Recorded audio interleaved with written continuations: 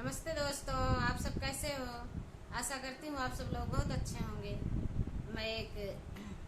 देवी पचरा गीत सुनाने जा रही हूँ।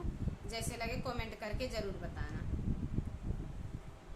अपना तऊ बैठियो मैया निमिया के चौरिया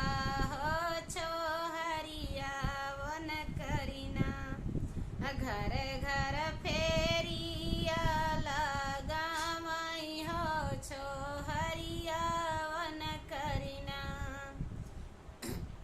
के करे ने घरे बनई बाती सरंग भोजनवा हो के करे घर बना बाटई नीत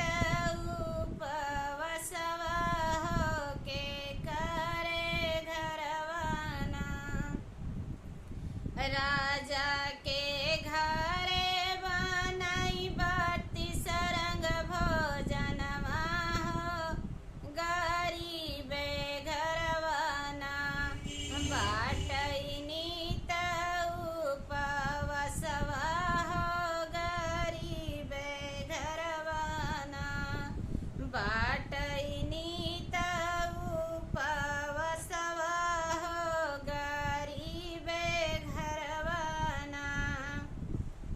राजा के घरे बनई बाती सरंग भोजनवा हो गरीबे घरवाना बाटई नीत उपवसवा हो गरीबे घरवाना अपना तऊ बैठी मैया निमिया की चौरिया हो छोहरिया अपना देहलिनी घर घर पठाई हो छोहरिया अपना देहलिनी घर घर पठाई हो छोहरिया अपना के करे नी घरे जलई सांझावई दियनवा हो के करे घरवना बाटई नीति आंधियरिया हो के करे घरवना अधनिका के घरे जलई सांझावई दियनवा हो गरीबे घरवाना बाटई नीत आंधियरिया हो गरीबे घरवाना अपना तऊ बैठी मैया निमिया के चौरिया हो छोहरिया अपना घर घर दिहलिनी पठाई हो छोहरिया अपना के करे नी घरे बाटई तो सकई तकियावा के करे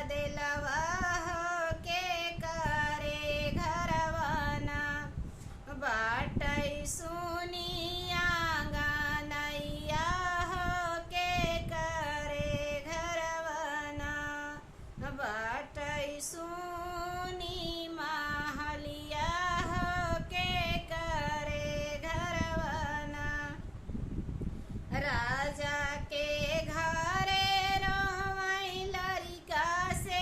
गदेलवा हो बझनियाई घरवाना हो बझनियाई घरवाना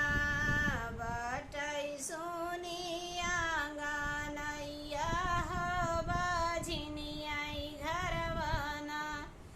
बटई सुना अंगन दुआरिया हो बझनियाई घरवाना अपना तऊ बैठी मैया निमिया की चौरिया हो छोहरिया अपनिना देहलिनी घरे घरे पठाई हो छोहरिया अपनिना सबका त देहु मैया धाना दौलतिया हो गरीबे घरवाना अमरती सुनी महलिया हो गरीबे घरवाना